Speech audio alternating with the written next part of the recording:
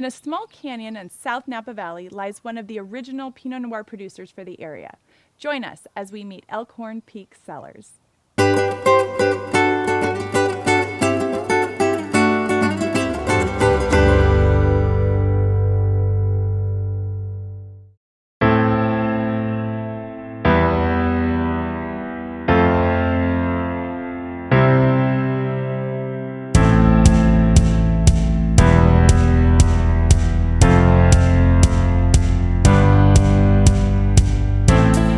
Well, thank you so much for joining me, not only at your winery, but also at your home. Thanks, Shannon. And now you've been here for over 30 years. We have. We've been in this location growing grapes since the early 80s. And what brought you here? Well, in the early 80s, we bought some property, this ranch up in Napa. Had no idea about growing grapes or anything like that, but decided we were here, maybe we would try our hand at growing grapes. So we put a couple of acres of grapes in the early 80s, the first vineyard in this area. And then it kind of took off from there, and here we are today. In Jamieson Canyon at that time, there was no vineyards planted for Pinot or any vineyards at all at that time, correct? No That's vineyards correct. at all.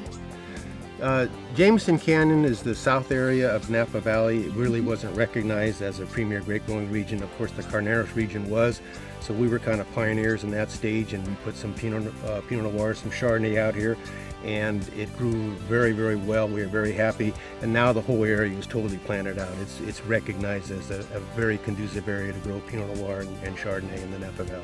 Absolutely. And while we're on that topic, can you tell me a little bit more about what is it about this microclimate that makes it so conducive for those two varietals? The main thing is our proximity to the bay. We're about 30 miles to the San Francisco Bay as the crow flies. What that means is that we're heavily influenced by the marine environment. So in the morning we get fog here, it warms up, afternoon bay breezes, cool at night.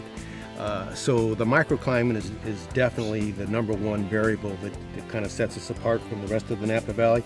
And the other thing, in my opinion, that's quite conducive to the ability to grow good grapes here is the soil type we have here. The soil we grow in, it's called a Fagan series soil. It's the only place in the Napa Valley this particular soil is found. It's not really a good soil. It's a marginal soil, clay loam. So the vines, they're not big, vigorous vines. They're kind of stunted, low yields, but very intense flavors. So when you were ready to jump into making wine with your grapes, how did you find your winemaker? Actually, the winemaker found us. Kent Rasmussen, who's our winemaker, who's been making our wine since day one, he had a ranch out in the Carneros district, and he put a flyer in our mailbox, said that he had been driving through this canyon on his way to Davis, where he's educated. He always thought that could grow good grapes out here. So he made a deal with us that if we gave him the grapes, he would give us half the wine. And that was in 1987, I think it was. And he made wine for us the first year, and we were very, very impressed. And it kind of just rolled from there, and here we are today, and Kent still is making our wine. And we're the only winery in the valley that he makes wine for. And we love Kent's winemaking style. He has a very hands-off style. He really lets the fruit speak for itself in the glass, so we really appreciate that. Yeah, absolutely. He does a good job. Yes. He really does. Now, your production is extremely limited. You don't find your wine in stores or restaurants. It's all direct to your wine club and consumers. Yes. Tell me more about your production and why you keep it so small. We keep our production levels so low. We have our little slice of heaven in Napa here. We grow it to its fullest, and we utilize the land. Just found that this is a great balance for us. We're able to keep the production limited to family at this level, and we just make outstanding wine. That's our focus, not volume. Now, on kind of a fun side note, I've noticed in the tasting room and your own personal collection of slot machines. Tell me a little bit about that.